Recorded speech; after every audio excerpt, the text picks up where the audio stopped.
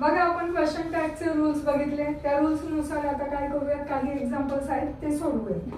तर पहिलं एक्झाम्पल आहे शी इज व्हेरी काइंड. आता हे स्टेटमेंट मला सांगा पॉझिटिव्ह आहे की निगेटिव्ह आहे? पॉझिटिव्ह. आणि जर स्टेटमेंट पॉझिटिव्ह असेल तर रूल काय आहे की क्वेश्चन टॅग निगेटिव्ह करायचा आहे. मग या स्टेटमेंट मध्ये हेल्पिंग वर्ब कोणता आलाय? इज. इज ला आपण काय ऍड करणार? नॉट. आणि मग क्वेश्चन टॅग काय होईल? Isn't, she. Question mark. ठीक आहे. सेकंड एक्झाम्पल बघा, ही लाइक्स फुटबॉल. आता मला सांगा या स्टेटमेंट मध्ये हेल्पिंग वर्ब आलंय का? नाही. मग अशा वेळी काय करायचं? वर्ब बघायचं. या वर्ब मध्ये लाइक्स हा वर्ब आहे आणि त्याला यस हे सफिक्स लागलेला आहे.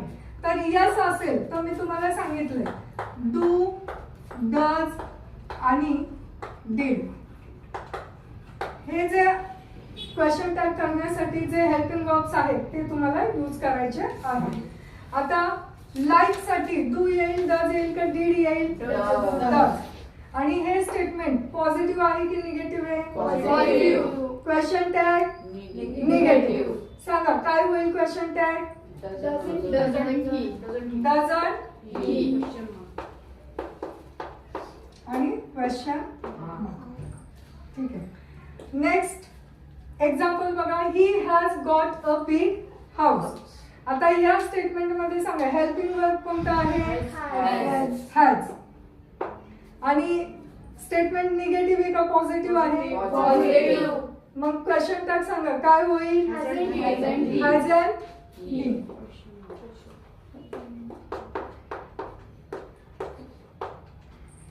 सेकंड स्टेटमेंट बघा, let's go for a walk. वाक्याची सुरुवात कशाने झाली आहे? लेट्सने.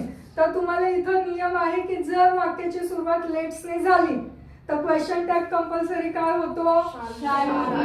Shall be. पुढचं एक्झाम्पल बघा, I am your best friend. आता या पण स्टेटमेंटची सुरुवात कशाने झाली? I am. जर वाक्याची सुरुवात आय एम ने होत असेल तर क्वेश्चन टॅग तुम्हाला काय यूज करायचा आहे? आरंट.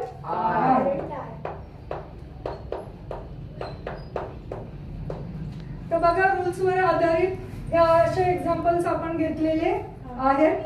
तुम्हाला समजलं आहे असं मी गृहीत धरते. ठीक आहे.